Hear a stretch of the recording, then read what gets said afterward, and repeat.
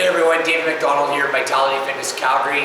Today we're going to go over your exercise of the week. Exercise of the week is a plank with a leg lift.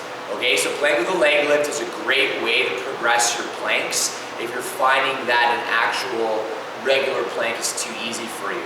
Now, before we get into doing the plank with the leg lift, we're actually going to go over how to properly plank and how long you should be planking for. In my opinion, I think any longer than a minute for a plank is actually not very useful.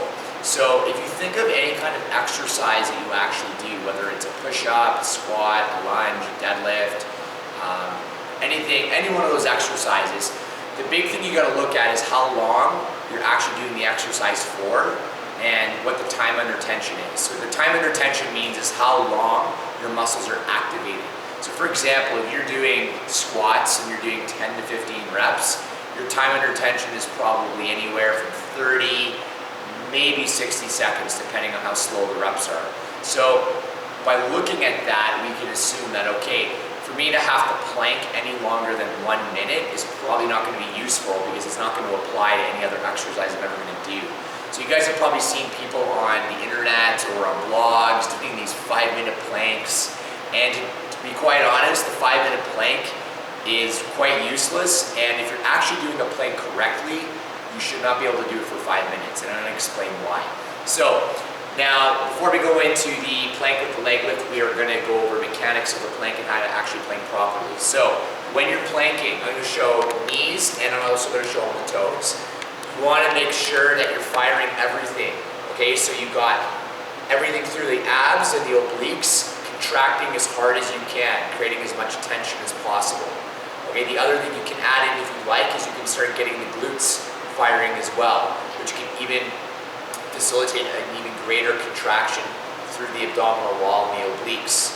And you don't have to get the glutes firing, but you can add it in just to create more emphasis around the core region. So when we're planking, you want to get up, nice flat back. You don't want to be dropping, you don't want to be piking up. You want to be nice and parallel to the ground.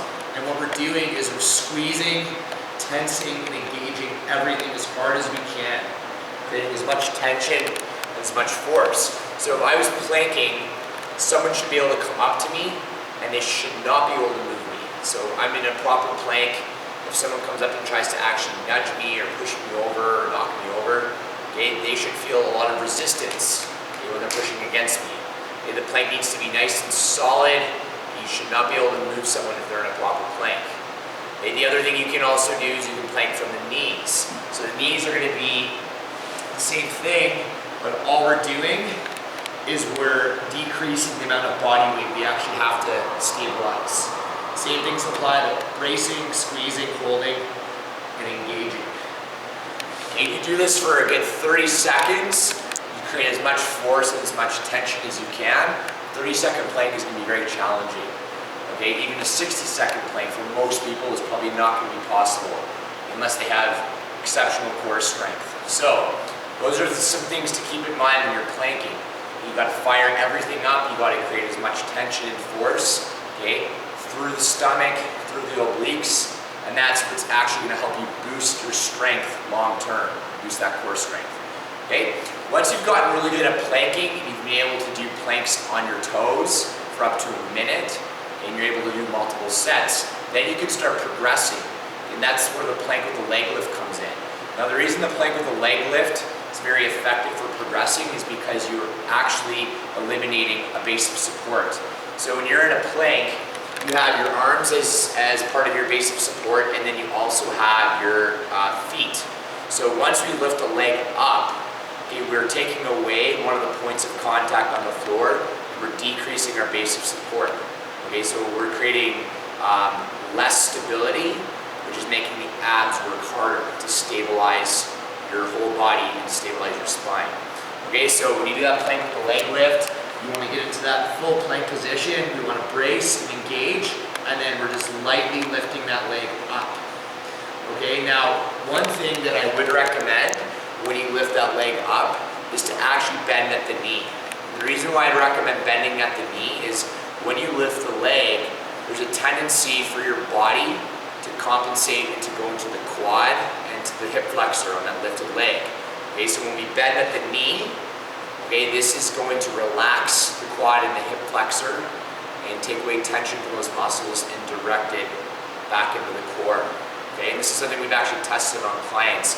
They see a huge difference once they actually start bending at the knee, and it puts more emphasis through the abs and much less likely to put emphasis through the quads and the hip flexors. So when you're in that leg lift position, you're going to brace, you're going to hold. What you're going to do is you're going to lift that foot off the ground and you're going to bend that knee, still maintaining that plank position. Okay? Now, I would recommend starting with really low time sets, so doing 15, 20 seconds, making a slow progression. Okay, I wouldn't go right to 30 or 40 seconds. You got to progress slowly into this. It is an advanced move. That's a big thing you got to remember when you're doing these. So, just to recap, you want to work up to being able to do a plank with a leg lift. To work up to that, first got to make sure we got everything firing correctly through the core. We're building up to at least 2 to 3 sets and at least to 40, 60 second holds. And 40 to 60 second holds that are done correctly. Once you are able to do that, you can incorporate that leg lift. Okay? And when you're doing that leg lift, I would recommend bending at the knee. Now, if you find that you can do the leg lift and you're not compensating into the quad and the quad and the hip flexor, then feel free to keep that lifted leg straight. But for most of you, bending that knee is going to emphasize work through the core region. Okay? Less likely to go into the quad and the hip flexor. So those are some things to keep in mind when you're working up to doing a plank with a leg lift. I'm David MacDonald from Vitality Fitness Calgary. Thanks so much for watching.